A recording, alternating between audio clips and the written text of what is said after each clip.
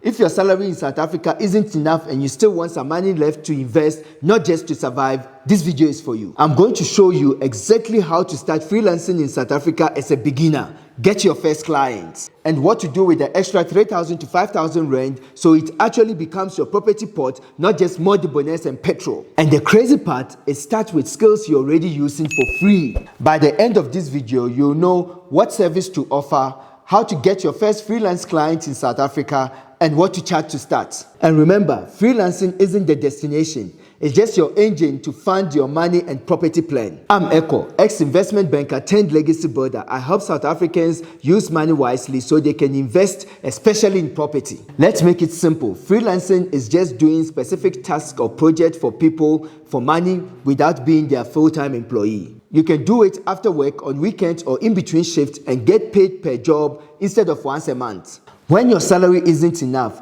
freelancing gives you something your job doesn't, a bit of control. Step 1. Pick one starter skill. Pause this video if you need and grab a pen or a notepad because we are going to do this together. Write down 5 things that people already ask you for help with, not just at work but in real life. Things you help friends, family, church members, classmates, or colleagues with. If you help someone with it for free more than once, that's not just being nice. That's a starter freelance skill sitting there unpaid. In South Africa, that might be things like helping people fix their CV or LinkedIn profile, or filling up NSFAS or bursary application because you are the form person, or creating simple social media posts or flyers for a local hairstylist, church, or small business. If people keep coming to you for it, that's a clue. Now, from that list of 5, circle one that passes 2 tests. 1, you don't hate doing it. 2, you can clearly see at least 5 people around you who need it. You are not chasing your forever profession, you are chasing a starter freelance service for the next 3 to 6 months. And here's the secret.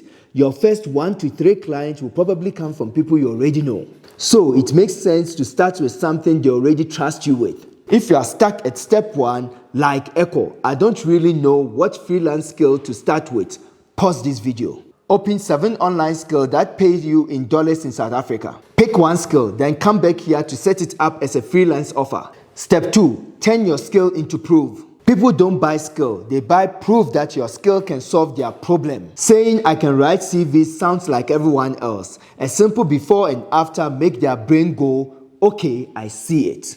So before you chase clients, we'll build a tiny portfolio that says, I can do this, even if no one has paid you yet. This week, create 3 solid pieces for your starter portfolio. 1, do a CV or LinkedIn makeover for a family member or a friend who actually wants a job. 2, design one poster or social media post for something real. Church events, school fundraiser, or small business special. 3, create one Instagram carousel or flyer for a local business. Even if they didn't ask, you will use it later when you message them. 4, optional but powerful. Make a simple landing page or Google Doc explaining your service. Who is it for in South Africa and what results they will get. Now, take a clean screenshot or export of those pieces and put them in one place. A Google Drive folder or a simple Canva portfolio, or a 1-page PDF titled your name alongside Freelance Portfolio South Africa. Clients at this stage don't need you to look like you've worked with Nike. They just want to see that you solve simple problems cleanly. Someone paying you isn't what makes your work real. The quality, clarity, and usefulness of what you show them does. From these 4 pieces, pick one main offer you are going to lead with as a beginner. For example, 250 Rand CV refresh for South African job seekers, or 350 Rand Instagram post plus caption for local small businesses. This becomes the hero of your start freelancing journey. When you message people, you are pitching this one clear thing, not I can do anything you want. By the way, this freelance piece is just one engine in my full 0 Rand to 200k online plan in South Africa. I will link that video up here so you can watch the full roadmap after this one. But stay with me now because this is the step that actually puts extra money in your pockets. Step 3, get your freelancing basics ready. Before you talk to clients, set up 3 basics. A professional sounding email, a simple way to be paid, and a link to your work. Your email can just be your name, not darklord_92. Your payment can be EFT or e-wallet or something like Yoko or PayFast. A Google or Canva link is enough to start. You don't need a website, you just need a place where people can see your work. These basics aren't about being fancy, they're about trust. When someone sees a normal email, a clean link, and an easy way to pay you, they feel like they're dealing with a real person, not a scammer.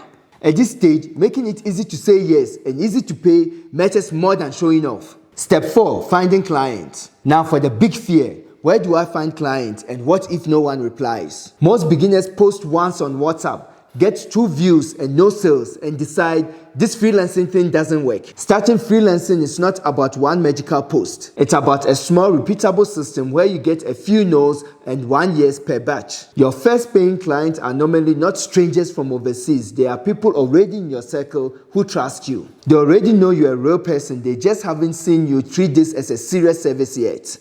Alright, now let's actually talk to humans. This week, your goal is to send 10 messages, 5 to people in your real world and 5 online. I'm going to put a script on the screen. Don't overthink it. Screenshot it and use it.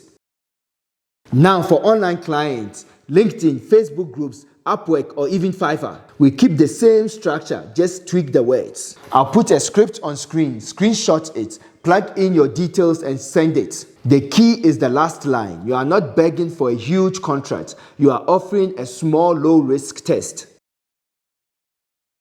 Use this as your starting point. Swap in your skill, your price, your link, and just send 10 messages every week.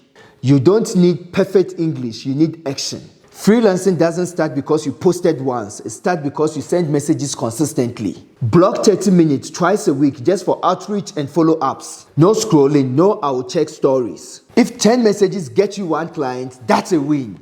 If it gets you 0, we tweak the script or price and send another 10. Step 5, beginner pricing. Now let's talk about money. This is where a lot of people freeze. You don't want to charge too much and lose the client, or too little and feel like you are working for free. So we are going to treat your first 5 prices as an experiment, not a judgment of your worth. For simple beginner services like CV refreshes or social media posts, start between 150 Rand and 300 Rand for your first 5 clients. If everyone says yes and doesn't negotiate, that's a sign you can slowly raise your price on the next few. If everyone says no or ghosts you, adjust your message. Make your offer clearer, or nudge the price down slightly and test another 5. You are not stuck at 150 Rand forever. You are buying experience, confidence, testimonials, and real market feedback in the South African context. Be careful about copying US or UK pricing from YouTube and slapping it into your South African freelance journey.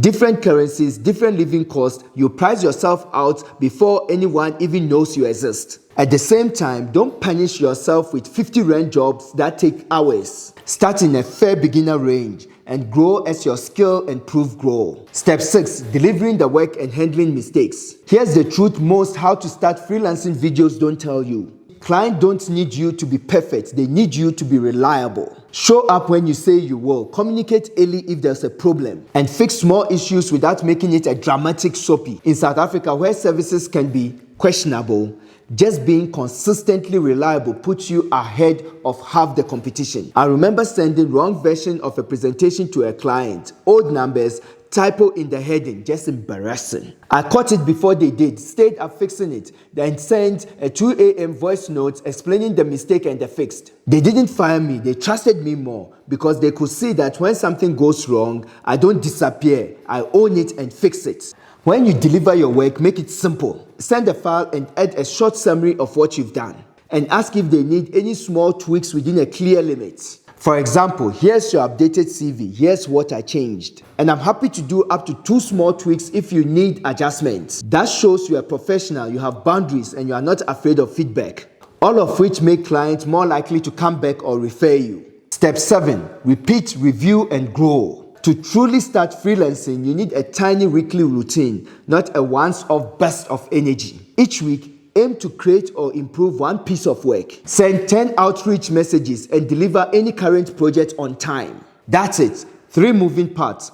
Build, pitch, deliver. If you stack those weeks consistently, your freelancing goes from idea to income. Now that extra 1,000, 2,000 or 4,000 Rand isn't random money. You know exactly what you did to earn it. When your salary isn't enough, that freelance income becomes your pressure valve, the thing that stops debit orders from bouncing and gives you space to breathe. But if you treat it like just spending money, you work harder and still feel stuck, which is where most people tap out. If you've got that one friend always saying, my salary is finished on the 15th, send them this part of the video. Next, money engine, what to do with the extra cash. Most people get extra income from freelancing, overtime or a bonus and drop it into the same account as their salary. 30 days later, they are still stressed, still complaining about petrol and food prices. And the only clear memory is, I think I ate more takeaway. If you let your freelance income follow the same path as your salary, you'll just be tired and broke instead of just broke. Here's how to fix that.